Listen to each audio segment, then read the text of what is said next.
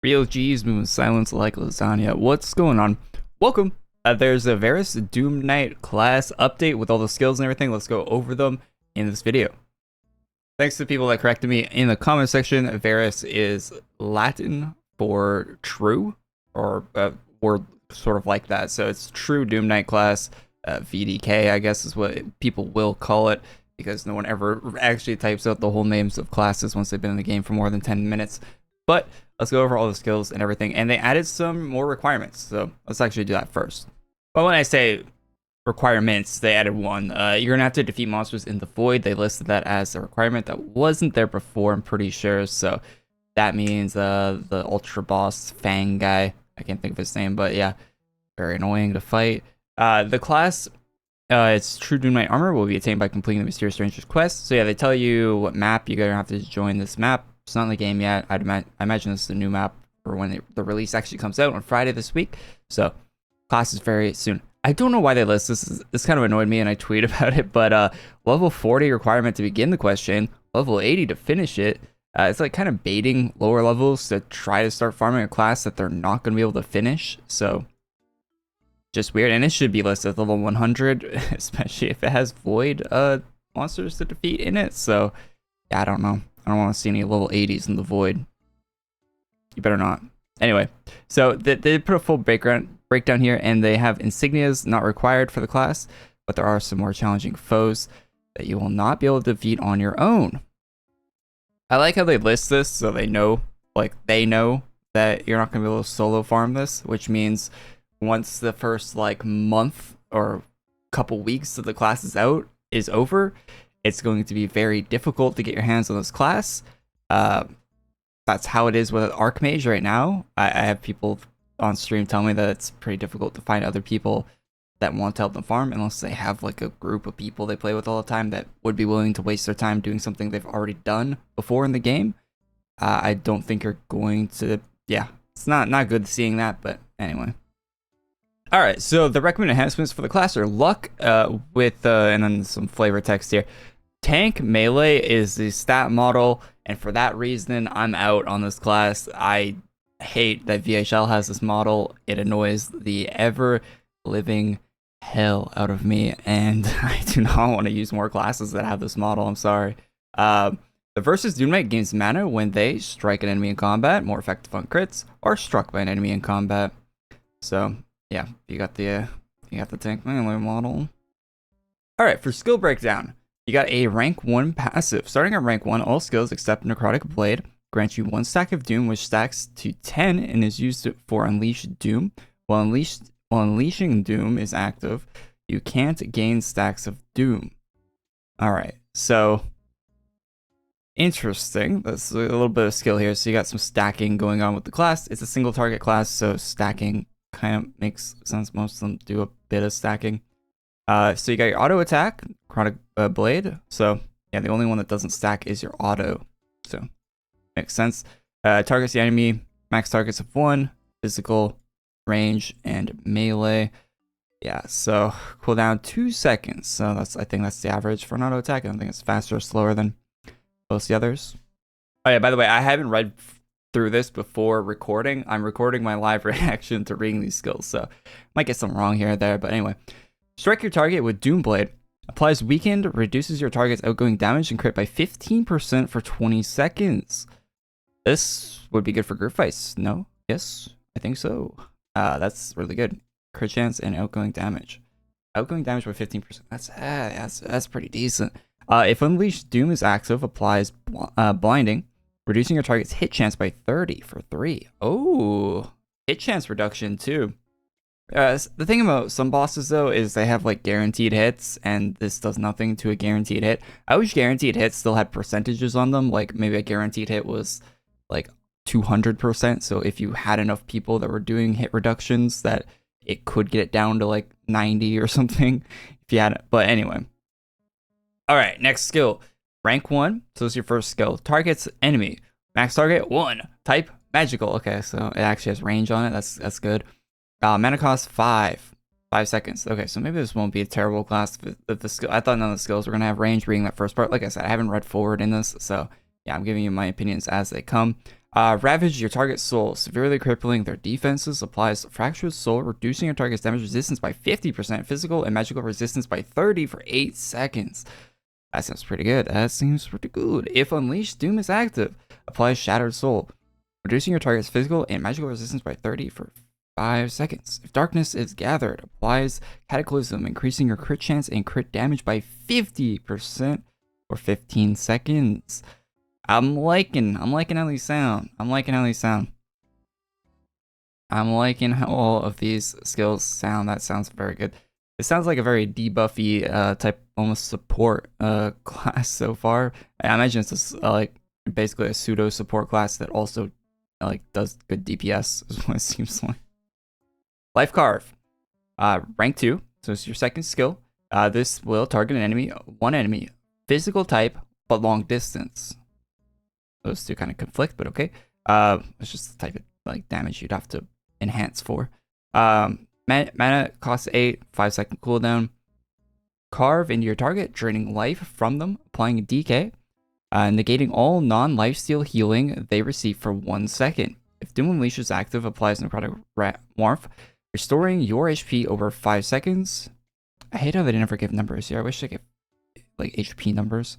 If Darkness is gathered, applies Veil of Darkness, like base stats. Like I wish we knew base stat numbers for all the classes. Like, for example, like Healer class heals for a base of 50 health. At level 100, it does 5,000 health or something. Like I wish we knew that kind of stuff, but they never list any of that.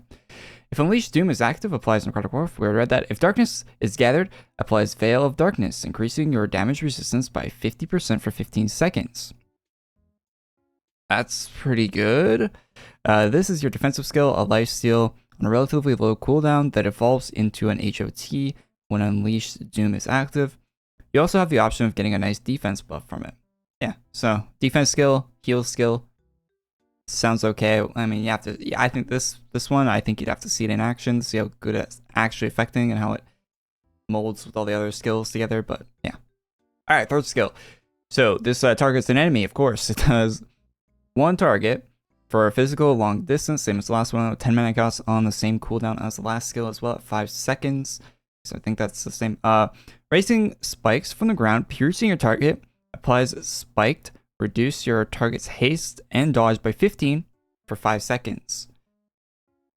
Okay, so we're reducing dodge and haste of enemies. All right, let's see. This seems kind of PvP like. I don't know a lot of enemies that have high dodge or haste. I don't really. Yeah, I don't. Okay, anyway, if Unleashed Doom is active, the spikes grow in power. I could be wrong about this. This could actually be really effective. I don't think there's a lot of even classes that really mess around with a lot of that. Or that I don't think people really like build for that. If Unleashed Doom is active, the spikes grow in power, stunning your target from 1 second. Can't miss. Though some bosses can't be stunned from what I know. Again, correct me in comments if that's incorrect, but I'm pretty sure there's quite a few bosses that just don't get stunned. I think like they have to be tagged to be able to be stunned. Like I think by default you can't stun them. If Darkness, I could be wrong about that part actually, but I'm almost certain there's a lot that can't be. That's the thing about reading some of these class skills is they don't apply to everything. Like when your class does a stun, it stuns a percentage of your enemies, but there's a lot of them that are just immune to it. If Darkness is gathered, applies Demise, increasing your outgoing damage by 50% for 15 seconds. Oh, 50% damage increase. Is that multiplicative? Is that additive? Yeah, so that sounds good. Seems good on paper. Doom Spikes is a relatively simple debuff skill that improves the chance of other skills hitting, while also applying a brief stun on a low cooldown while you have Unleashed Doom active. Its most notable effect is Demise, which gives you a 50% increase to your damage. But if you think that's a lot, take a look at Verus DoomKnight's final skill. Okay, they're teasing us on the last skill, and here it is. Unleashed Doom, the 5 skill, the big daddy skill. Max targets is 1 magical long range. So it looks like we have a mix of mage and physical skills here. So kind of a hybrid class. So that's probably why they recommend luck enhancement on it. 10-second cooldown, 8 mana cost. So 8 mana cost on that one. You got 10 on that one, 8 on that one. So this seems like a really spam heavy, and your auto attack takes no mana, of course. 5 on that one. So it seems like it's really spam heavy type of class. So kind of like that. My fingers don't, but anyway. Release Calamitous Shadows. I swear I've never seen that word in my life. Upon your target, inflicting them with lingering darkness, a dot for 12 seconds. If you have 10 stacks of Doom, they are consumed to imply Unleashed Doom. Oh, so you need the max stacks of Doom. What happens if you have 9 stacks of Doom? Nothing. Empowering your skills and increasing your outgoing damage by 100%. And haste by 50 for 8 seconds. Can't miss. Oh my. Okay. So you need the 10 stacks of Doom, but for that 10 stacks of Doom, you're getting 100% outgoing damage and 8. This class is gonna suck without the buffs, right? Like, I bet you the base class, if you're not running this and the force, well, of course it sucks without the. Yeah, don't listen to me. But anyway, if you're not using these two, that numbers are gonna be pitiful. I imagine like the base numbers on this are terrible, or it's just really good. One of those two things. If Unleashed Doom is active, you gather darkness, empowering the next skill to use. Empowering the next skill you use. Okay, if I could read that correctly. Except Necrotic Blade with an additional effect. So everything except your auto attack. This is a skill that ties the class together. Whenever you use Soul Fracture, Life Carve, Doom Spikes, or even Unleashed Doom itself, you gain a stack of Doom. Once you have 10 stacks of Doom, you use this skill. That's when the full power of Verus DoomKnight is revealed. So this really makes me wish I had a better UI for seeing stacks. Because the UI... I could complain about little things in the game forever, but it does make you wish I had a better UI, doesn't it? Not only does Unleashed Doom drastically increase your damage and haste, but it also empowers your skills with a secondary effect. On top of that, using the skill while Unleashed Doom is active grants you a stack of Gathered Darkness, which allows you to gain one of the 3 powerful buffs depending on the next skill you use. Note that although this skill does magical damage, it uses the physical damage calculation. That is such an AE class design thing to note.